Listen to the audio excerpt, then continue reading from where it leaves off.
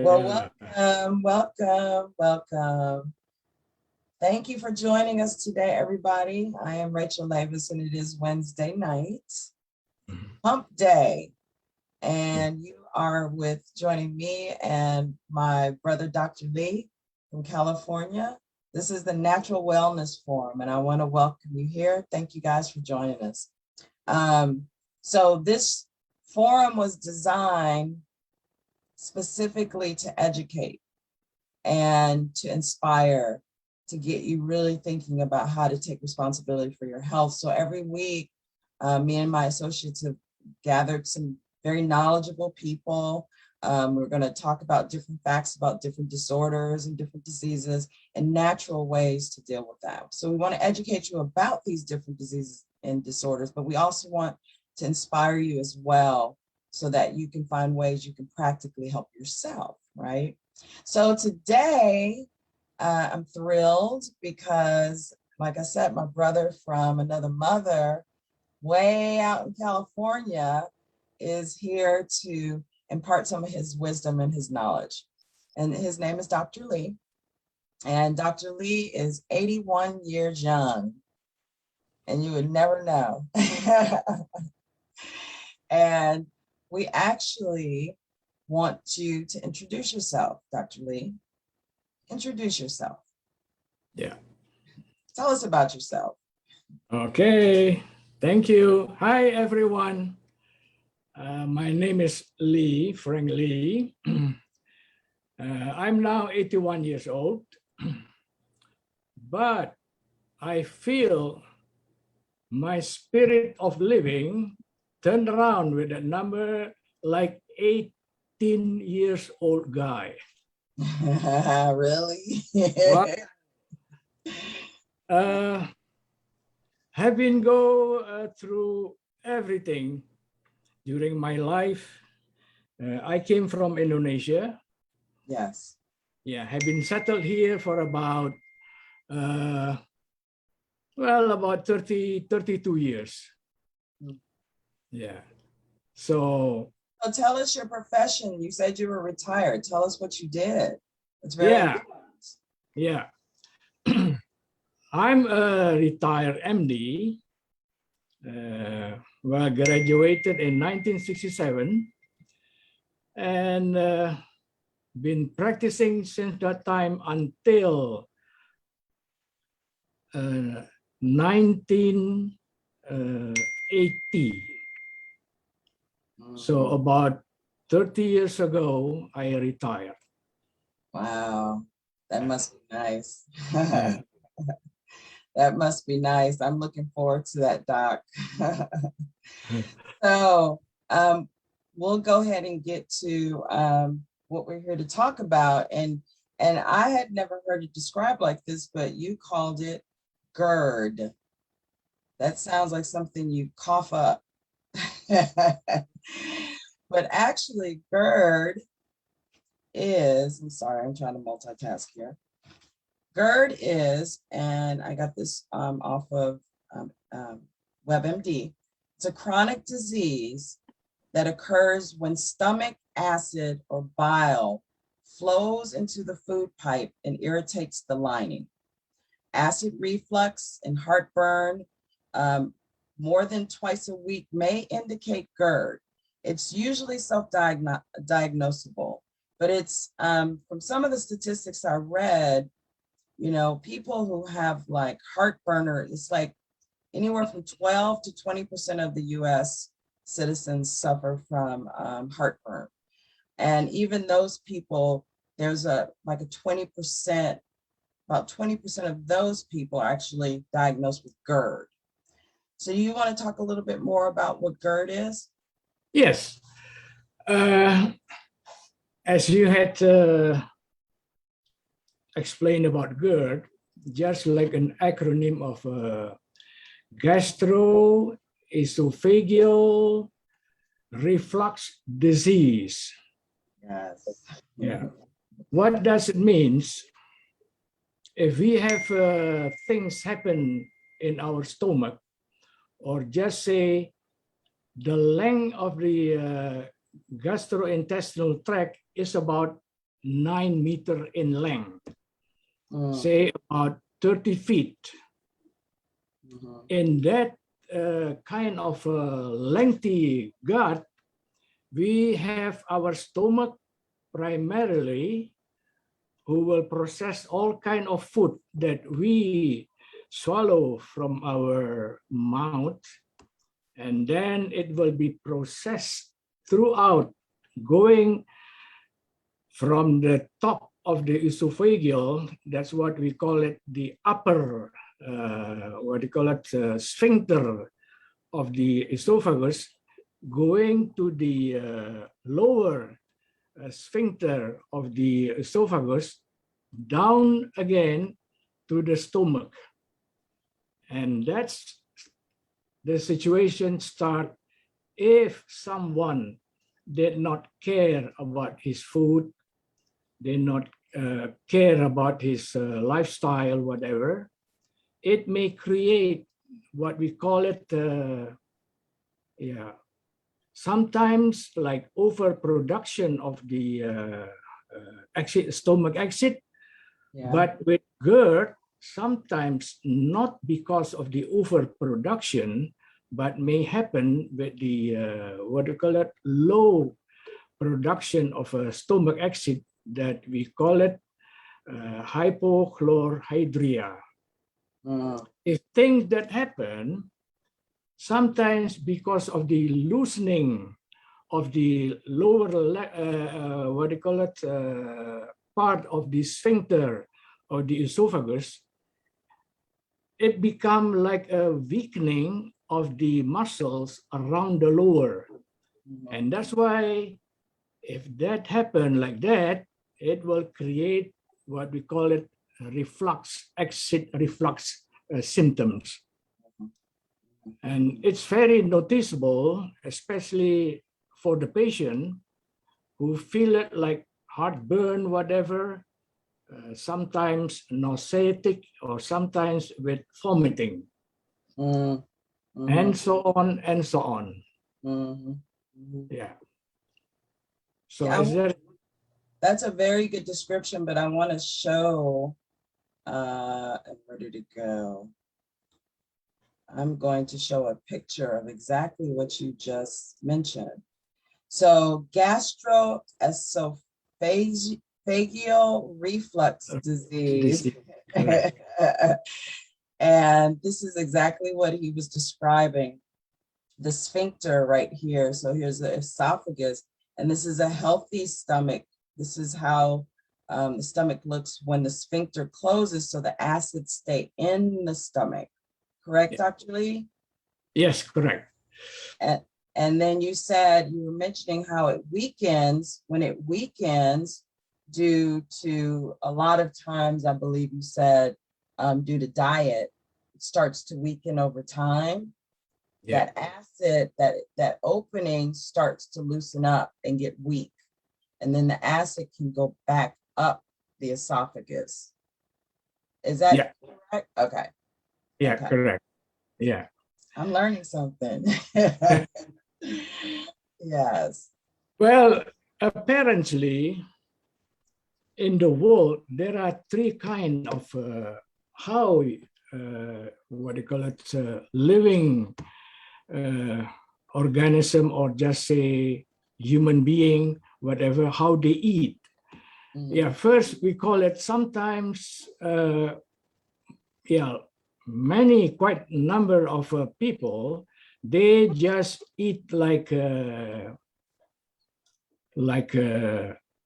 fruit and vegetables, whatever. And we call those who are eating like that as herbivore, because they are not eating meat primarily. But those who are eating meat only, like animal, like say lion, they eat only a bulk of meat. If they kill carnivores, right? They call it carnivore. Yeah. Carnivores. Yeah. And we, mostly as human beings, we are the omnivore. We eat everything. Right, right. There's that kind of three, what do you call it, kind of how human being eat or animal eat. That's why we make a what do you call it, differentiation about the way they eat and the name of it. Mm. Mm-hmm. Mm-hmm. Yeah. Omnivores. Yeah. So yeah, go ahead. No, I was going to say, you know, as omnivores, we've taken even further as we've progressed as human beings, and life has become more of a, you know, we want convenience in our life. We've invented fast foods. We've invented more preservatives and additives to keep our foods to last longer because of our busy lifestyles. You know, food-like substances, right? So I believe through the research that I've seen that the increase in these, you know, preservatives and these fast food diets, this particular GERD is becoming more and more prevalent in the society. Exactly. Mm-hmm.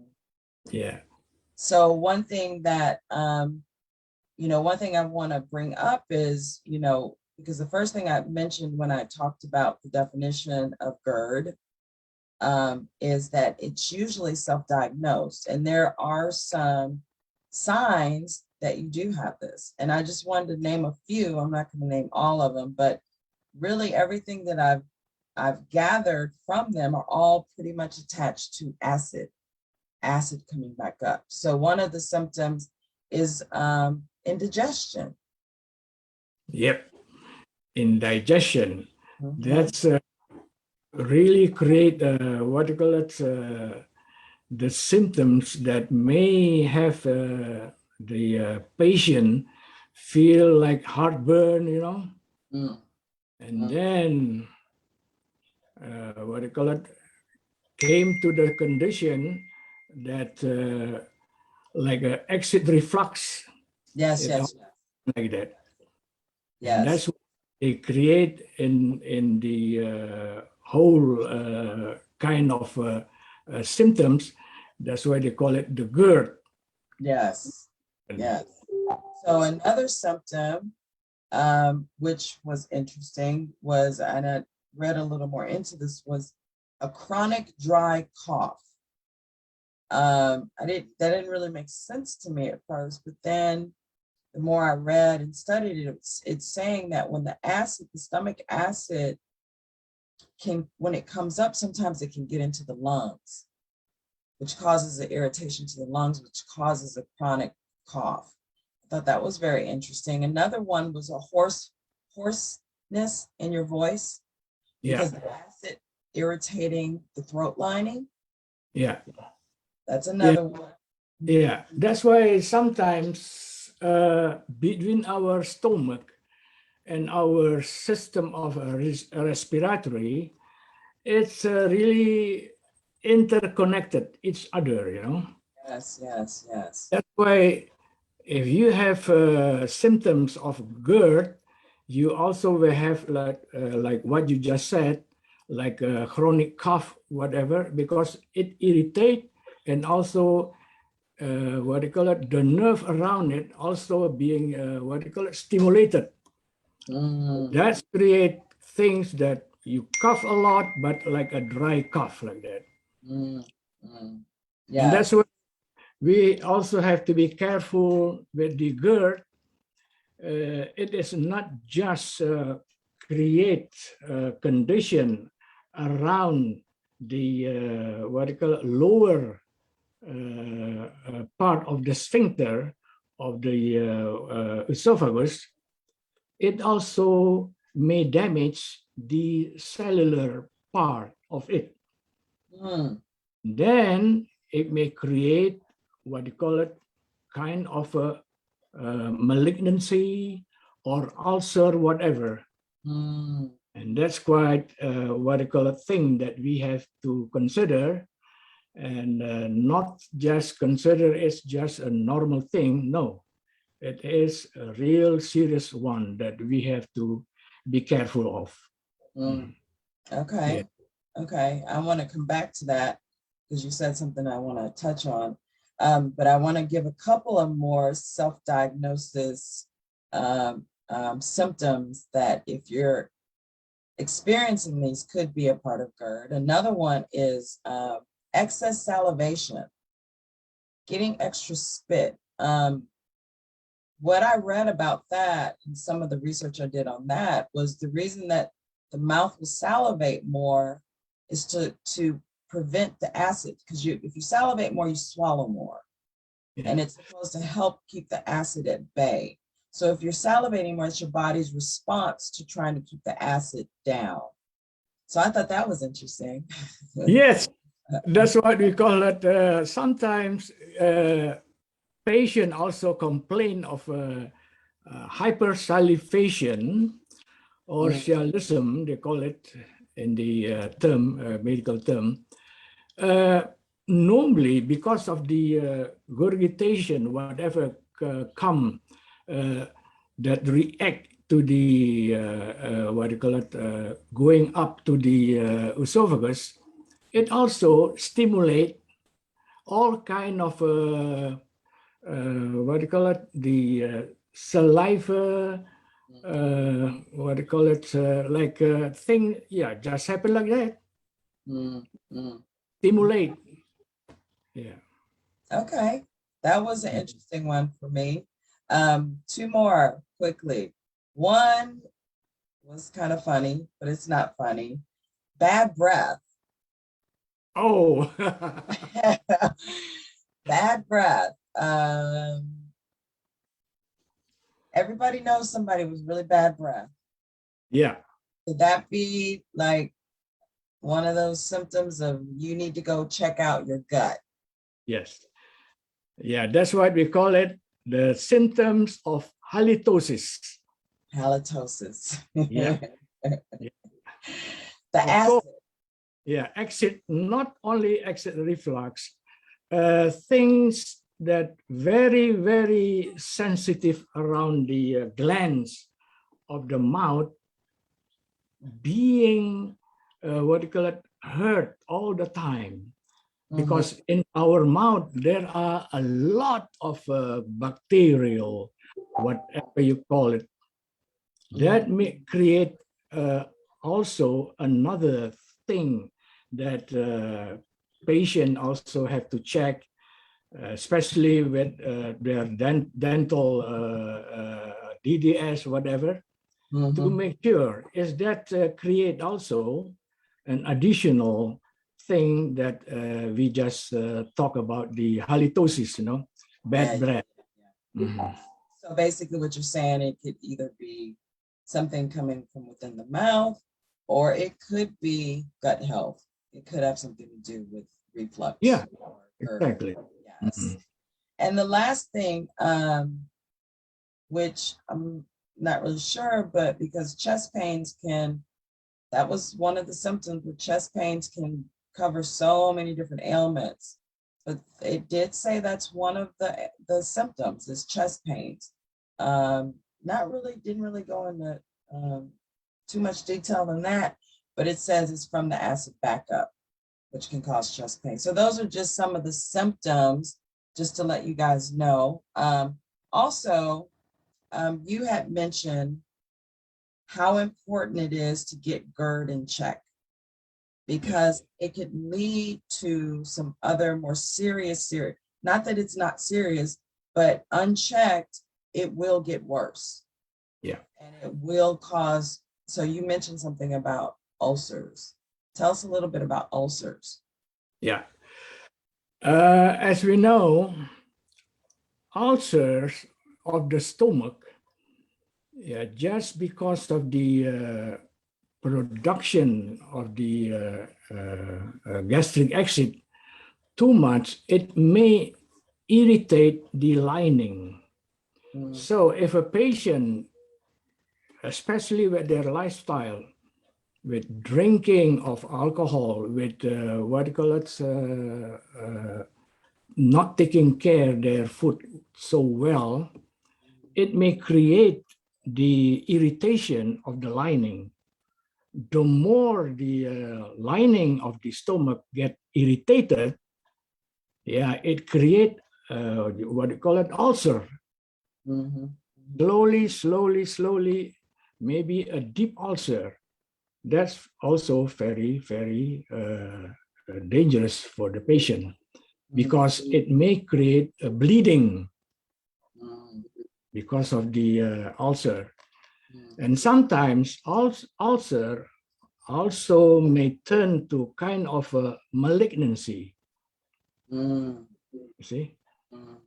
That's why this kind of what you call ailments, yeah, do not just not to taking care of it. No, you have to.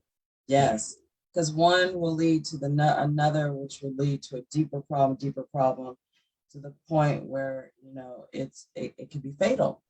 Yeah, especially with the chest pain. As you know, our upper organ, lung, heart, separated with our under part of the abdominal, inside our abdominal organ by a diaphragm, a dome like that, diaphragm, right? Correct.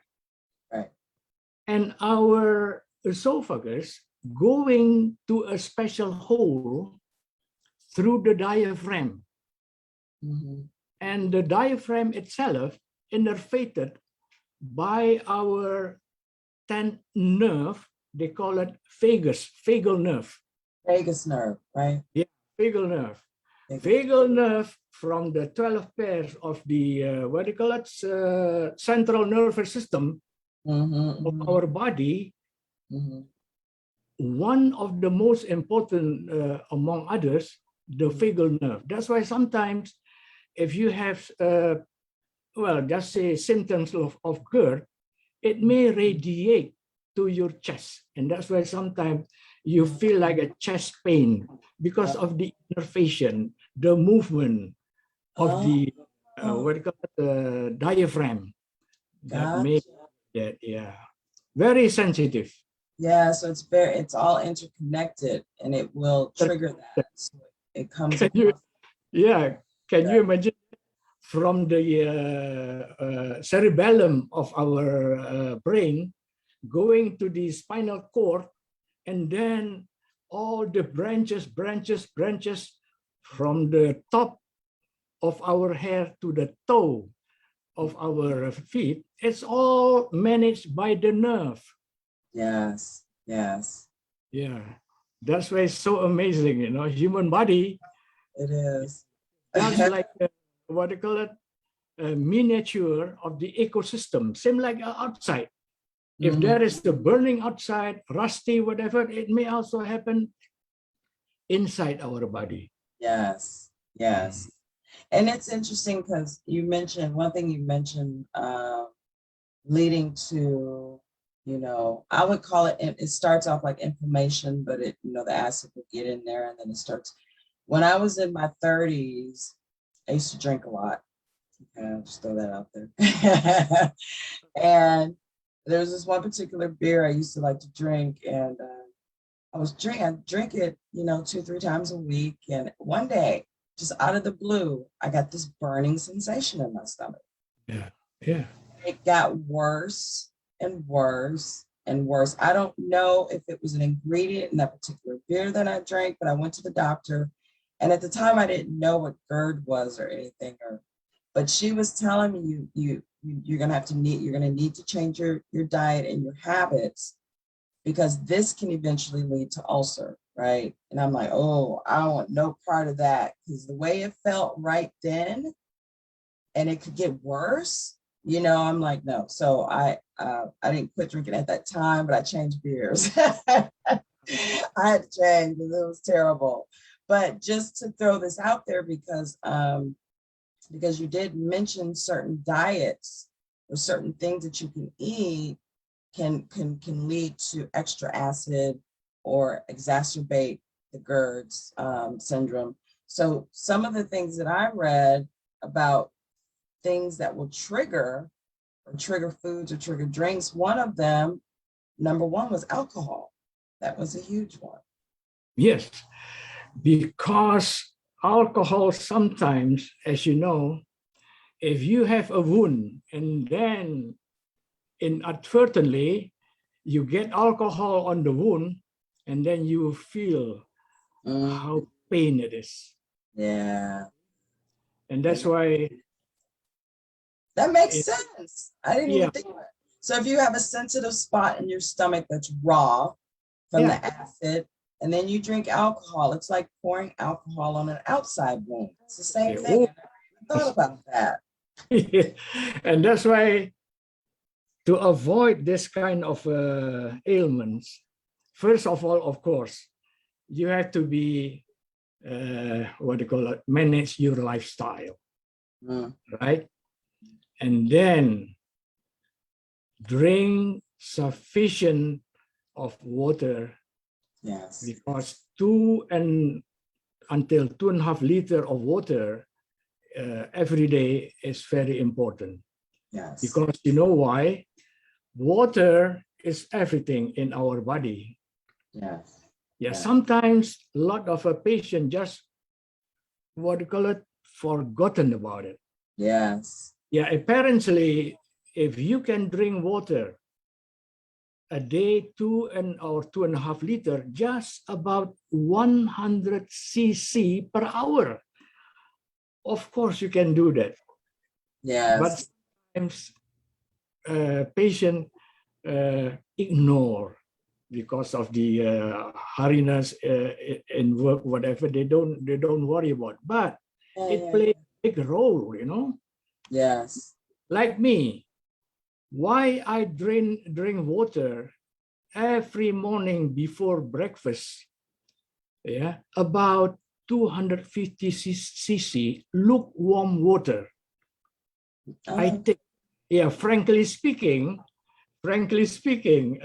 Rachel, I myself, among others, 5 issues of my health problem, I have also GERD. Oh, really? I have a heart problem. I have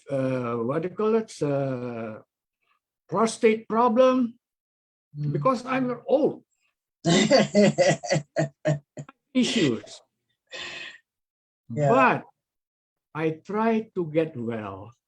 Yeah. And especially in 2013, I have a real serious accident. Somebody like drunk driver hit me, you know. And that's the time I have a problem with my everything. So after taking the hot water, I consider heat in our GI tract is very good for detoxification. Okay. You see, very good. That's why I encourage drink lukewarm water in the morning before you start your breakfast, whatever. Okay. It helps a lot to cleanse all the 24 hours food that we swallow, being processed, everything. And then all our organs in our body never stop working. Yeah. Can you imagine that? No never. rest. But it needs something. Yes. Sufficient water, good food, nutritious food, especially fiber food, you know, it will help. And that's why I will say I'm free of GERD. Oh, wow. No GERD. Wow. Yeah. That's a miracle. That's wonderful. Because I experienced it myself. Excuse me. I experienced it myself. So you started in 2013-ish. You started drinking lukewarm water every morning before you ate or did anything else. That's what you did. And you still do that to this day. till now, up till now. Wow. That's why you look at me, I'm still okay. I'm still able to move. If there is something meeting here at home, you know, Yeah. I can move the couch very easily. Wow. Wow. I See, can clean the yard. I can clean my pool myself, even though we have a pool service poolman, but I'm still working. and to me, we should not slow down no matter what. Yes. But we do the things that we do the things that our body will respond to help us stay as healthy for as long as we possibly can. Exactly. So we avoid acid causing foods like alcohol, excess caffeine. Red. I even heard tomato-based products because there's acid in tomatoes that can garlic, onions. But I heard chamomile tea is real good to help keep the acid down. And I agree with you. I'm gonna piggyback on what you said and diet. You're gonna hear that every time we come on here. Diet is very important. Yeah. And that's why I always remember the inauguration speech of President Kennedy. Oh, Probably remember, right? Do No. not ask what the country can do for you, but ask what you can do for the country. But if my like to translate it into our health, I will translate it like this: do not ask your body what your body can do for you, but ask yourself what you can do for your body. That's good. That's good. I love that. And that's very important. That's a question we should ask every day. That's the question we should ask when we sit down to prepare a meal. That's a question we should ask when we're going to pick up a soda or an Izumio, you know, my hydrogen water, or my supplements, or a chocolate bar, or, you know, that's a question we should always ask ourselves. I love that. Yeah, because of course, if people would like to know right now, we have any kind of supplemental product, you know, like you just mentioned about, for instance, Izumio, molecular hydrogen. Since 2017, I became affiliate member of NP. And up till now, since 2017 up till now, especially during this kind of pandemic, I took 4 packages of molecular hydrogen water. A day? A day. Oh, a day. 1 in the morning, 1 in the afternoon, evening, and 1 before retiring. I feel really good, you know. Yeah, that's why before that, my energy level just 5 to 6, and I was diagnosed because I'm a retiree. I was diagnosed, I was having narcoleptic condition. Oh, really? Whenever I sit, I sleep, even driving until I hit the bank of the what do you call it, of the high school near me. I was so weak. But after that, after the 2017, after taking the molecular hydrogen, my energy level boosts up to 8 to 9. And that's why I maintain it all the time. Wow. That's amazing. I feel much better too. Yeah. That's for sure. Yeah, well, that's why I always encourage, you know. Yeah. Be late, better take it now. Yes. Especially in the difficulties situation of the pandemic. Stressful, you know, unable to think well. everything, distress, stress, whatever. Right. I agree. This is a vital time, and there's no better time than now to start, period. Oh, No yes. better time to start than now. Always in the now, right? So I want to thank you so much. We really kind of went over, and in a nutshell, basically, we want to keep our sphincter healthy. Healthy. And that's the top of the esophagus or the bottom of the esophagus above. Lower esophagus sphincter, LES they call it. LES. Upper sphincter, and the other one, because before it going through this other sphincter, they call it straight to the what they call it, duodenum. Oh, I've heard of that. Yes, duodenum. Some Duodenum. right here.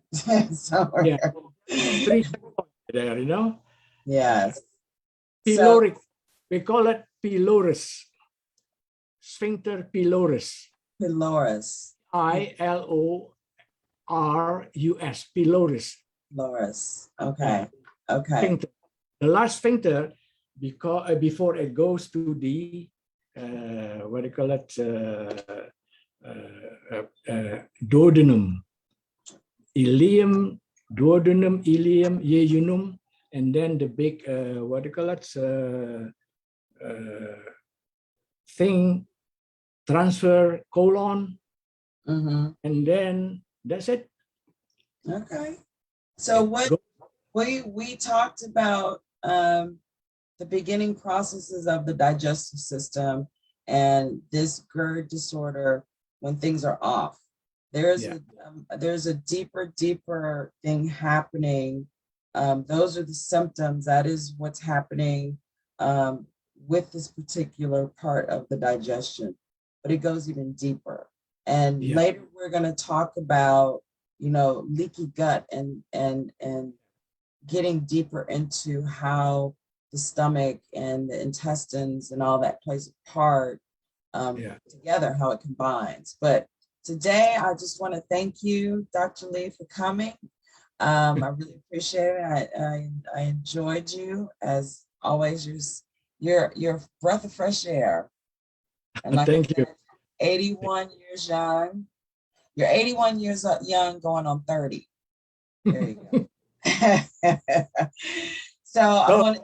Anyway, holistically, we make a good point like now.